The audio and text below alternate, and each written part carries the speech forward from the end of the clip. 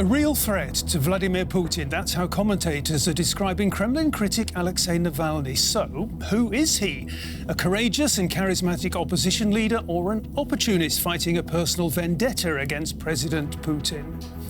Well, the Russian authorities certainly responded nervously to his recent return to Moscow. Navalny was immediately arrested. In turn, he put out a documentary film showing a giant palace allegedly belonging to President Putin. That triggered more claims and counterclaims and violent protests across the country. So, on To The Point, we ask Navalny against Putin, who will win the Russian showdown?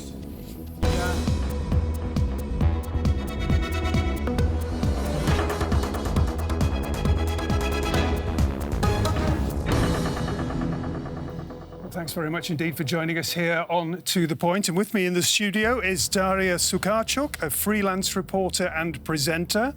Born in Russia and based in Berlin, Daria says Navalny's investigations and the attack on him have for the first time politicized many young people in Russia. Also with us is Alexander Rahr, expert on Russia and advisor to the energy giant Gazprom. He argues that Russian society can live with corruption, but if the younger generation feel they're losing out, that could change quickly. And a very warm welcome to Stephen Pifer, academic, analyst and former US ambassador with a focus on Europe, on Russia and much else besides. He says the West should push back against the worst of Russian misbehavior, but it should also leave the door open for dialogue. Thank you for those three statements. Thank you for being here. And I'd like to begin with you, Daria, if I may, and begin with Vladimir Putin himself. He's clearly under pressure. That's big news. He's under pressure from Alexei Navalny. So tell us a little bit about Mr. Navalny himself. So Mr. Navalny has been around for over a decade. He's been a big presence on the Bolotnaya Square protests in 2012, which a lot of people here will probably remember as the biggest to date. Actually, the protests that took place this Sunday were smaller than what happened in Bolotnaya. Mm-hmm. Navalny is well known for his videos, and I should say he knows how to speak the language towards the young people. That's why I talked about it in my statement. So he is charismatic. He's charismatic, and he knows how to play this irony, how to make things stick. So, for example, his genius find in this last video was that he talked not only about the giant palace, but he also talked about the toilet brush for 700 euro, which became the unofficial symbols of protest. I don't know if you noticed, but a lot of people turned up with toilet brushes, some even sprayed with gold, or I've seen one with the price tag 700 euro, which is something, this kind of stuff sticks. He definitely knows how to lead people. He's very well organized. He's got the so-called headquarters, like offices. Actually, without having an official political party, his movement has offices all over Russia. No political party has a network like that. Not United Russia. Putin's party does not have a network like this. This is why the protests this Sunday were remarkable for the number of towns they took place in. We had about 100 towns, small ones like Tver, not just Moscow, St. Petersburg, and maybe Novosibirsk. Okay, so it's pretty impressive stuff. Does that mean that when we say, Alexander Rahr, that he is the man Vladimir Putin fears the most, is that true? Do you buy into that? Before answering, I want to tell you I'm, of course, correctly working with Gazprom, but I have also a lot of academic also positions. True. So I want to be here as a an impressive array, yeah. Navalny is, of course, a representative of the very young generation in Russia, or the young generation, who have never experienced communism, who never experienced this kind of fear, which their relatives, fathers and grandmothers, mothers have experienced during their life. This is a generation which grew up with, I would say, democratic traditions in the 90s, but felt this more positively than their relatives who suffered in the 90s. And they have a kind of perspective for Russia which is completely different from that of the, and here I come to the point, of the majority of the Russians, who still are conservative, traditionalists, and who want to have a strong Russia, first of all. The majority of people in Russia will not follow Navalny, because they have other values. And many of them are also oriented negatively toward the West because of the 90s. Where a lot of the West is being seen as a failure as assistance to Russia. But on the other hand, of course, for Putin and for the Kremlin, it's a big danger that if Navalny could unite and organize the urban youth behind his political platform. Also, the political platform of him is not quite understandable, is for me, at least. He is against corruption, but we don't know, is he more right-wing, is he more left-wing? He would need to explain himself. He has a very mixed record. Mixed record, and he wants to become president. This is also his character. I think he doesn't want to be opposition leader, he doesn't want to sit in the parliament, he fights personally with Putin. And this is, again, something what makes the political career of himself in the future very dangerous. OK, let's bring Steve. Yeah, if I could follow up on that, because I think it's going to be interesting to see what the young generation in Russia does now.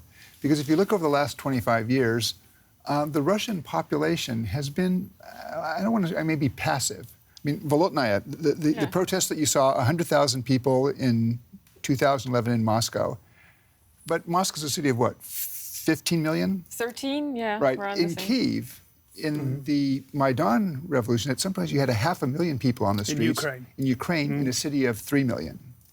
So the Russian population has not yet come to the streets in the way that you've seen people come to the streets in Ukraine or in Eastern Europe earlier in the 90s, or in maybe even Belarus. Okay, but the question is going to be does that younger generation now come out?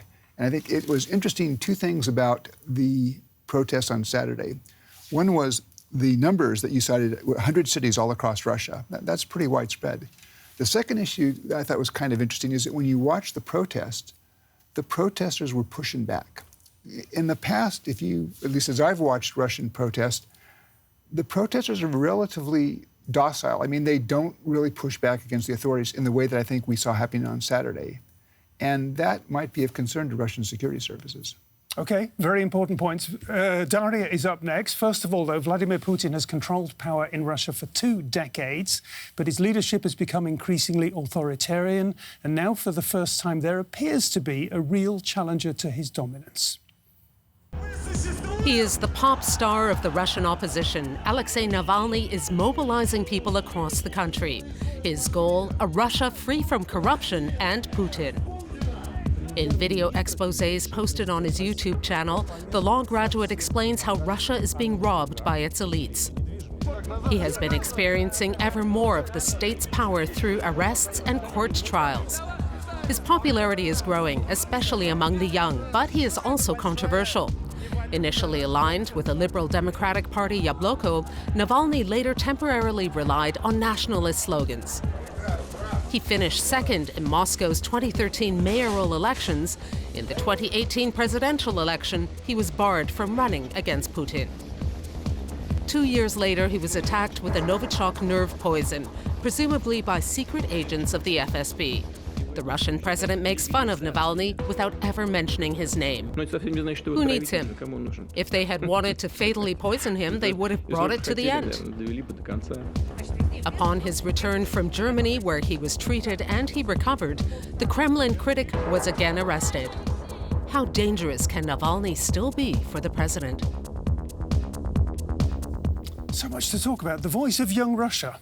I just wanted to bring up one thing, is that we're talking about protests and the scale of them, and yes, it is impressive. But right next door to Russia is Belarus, a country which has been protesting on the streets since August every week, sometimes even more. We had hundreds of thousands of people turning up every day.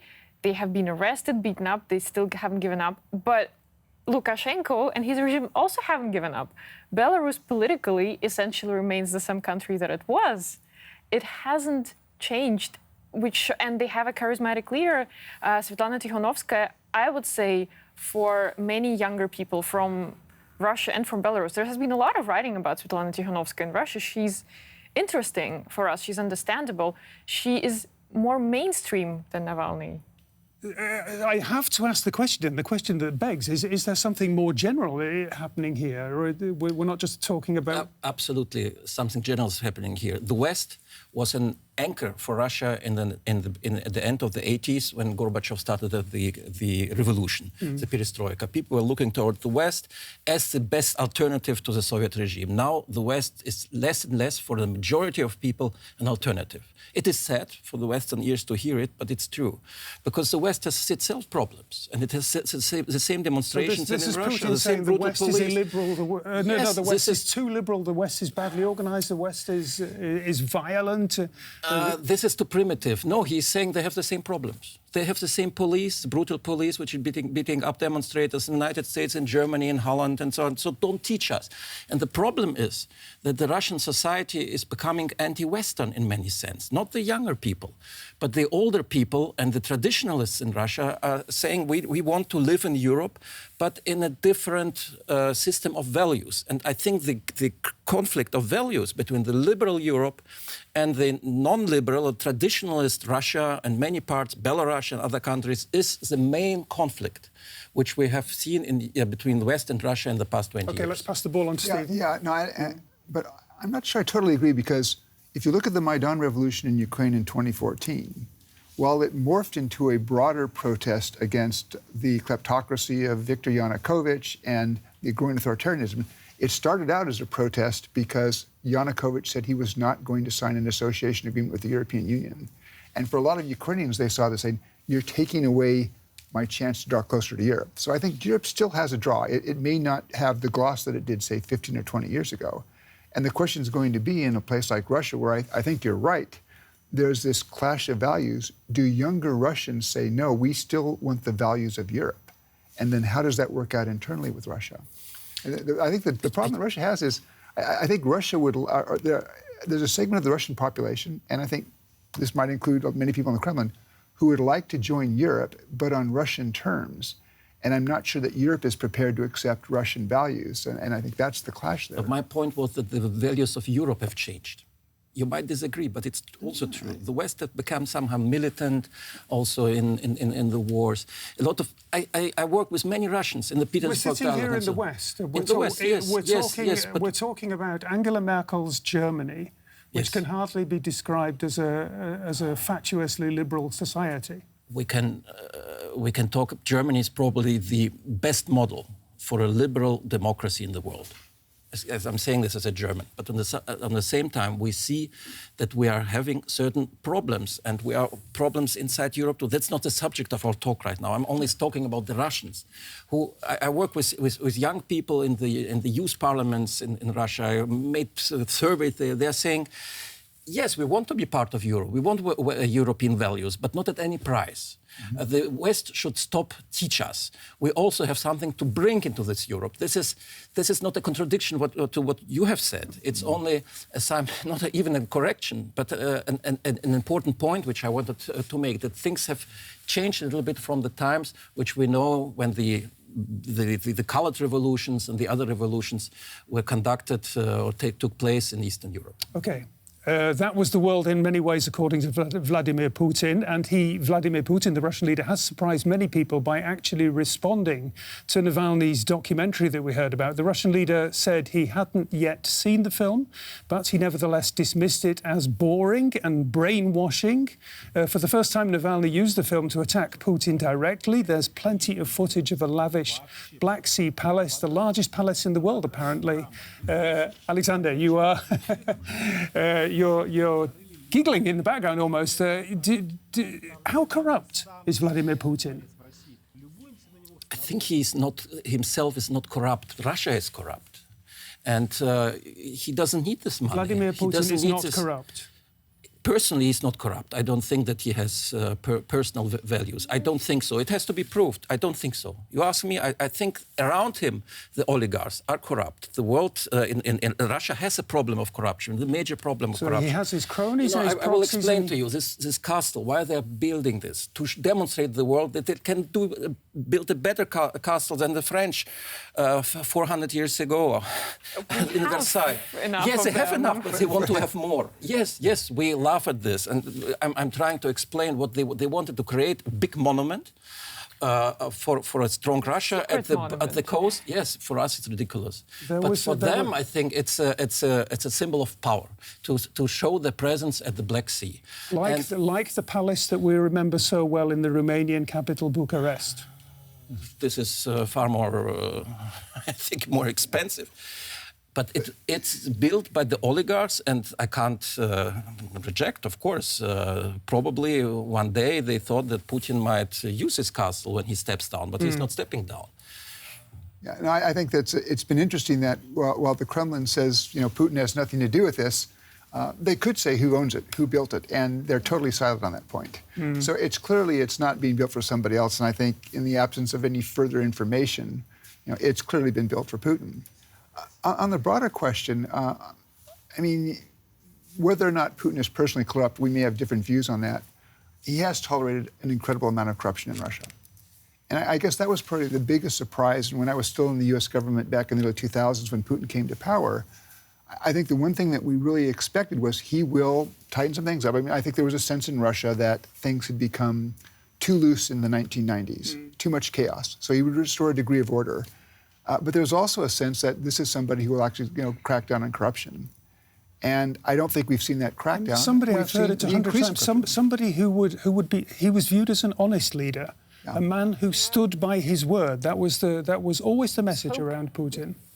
There was hope. I mean, I don't remember 2012, but...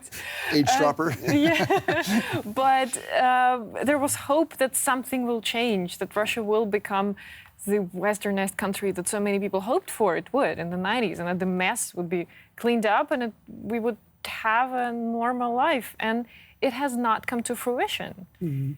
You heard in the demonstrations there were a lot of young people who said, I haven't seen another president other than Vladimir Putin. I can say the same. There was even a meme that there is not a cat in Russia that has been born before Putin. It's a joke in the cat's lifetime. But it's true. I think he's such a focal point of this corruption that many people have associated him. He has ingrained himself so much in the fabric of the Russian society that if we want change, he has to go. It's a sentiment among many. I think the basic problem is that Russia has no idea what is enlightenment. We in the West and the United States went through this period of enlightenment. The Russians didn't have it. They jumped from communism, from a totalitarian system with gulags and with major KGB into something else, into capitalism, where everybody tried to become rich. The corruption is a problem of the whole society. The people at the top are very rich, but the people at the below are also in many ways corrupt, unfortunately, not only in Russia, but in Eastern Europe. They think it's normal. That's a way of life in order to survive. They don't think it's good, but they think it's a way to survive. What they say is they at the top shouldn't steal too much money. And now, of course, this castle is showing that corruption is exploding at the top. And this is what makes people, of course, wonder whether this is the right way to development. Is Navalny an alternative, a genuine, viable alternative to the Putin rule that we've seen now for 20 years? I think it's too early to say. I mean, you do have to see what happens on Sunday. I mean, are you going to see the sort of evolution that you saw in Belarus, where people are prepared to go into the streets on a more regular basis? I don't think at this point we can gauge how powerful Navalny's pull is. But he's also going up against a very organized authoritarian system, a very established police state that is going to push back. And that's going to be the clash. I personally think Putin made a tactical error. I think arresting Navalny on Navalny's return actually has put Putin in a box because he now has to do something, back down or perhaps send Navalny to jail for a number of years. And that's going to get attention to Navalny that Navalny might not have attracted had he simply come back and been allowed to return and then go on with whatever he was going to do.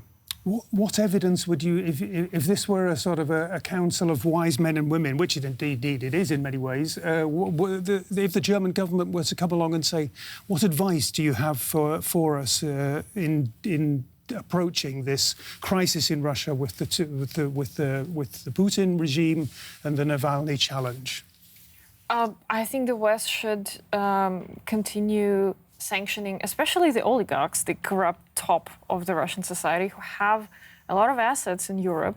And there have been a lot of investigations coming out. I'm not saying that the Western powers should act on the pointers from Navalny's team. That's definitely not the case. But that they should maybe have a better look of people who get European citizenship. The practice of the golden passports, so-called, in Cyprus has been discontinued for now, but a lot of people have got them. So practices like this, as long as something like this is happening in the West, Putin and the likes of him have the full freedom to claim they're not better than us.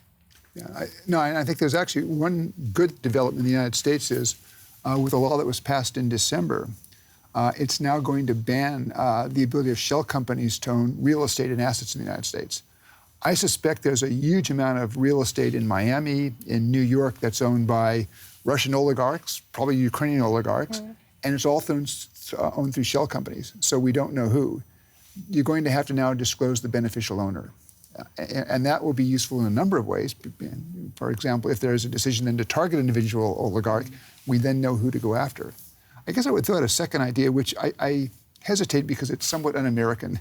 I mean, we don't tend to hold families responsible for the act of the father. But I do wonder if the West looked at sanctioning not just the oligarch, but families. I mean, if an oligarch can't travel to Europe, that's one thing.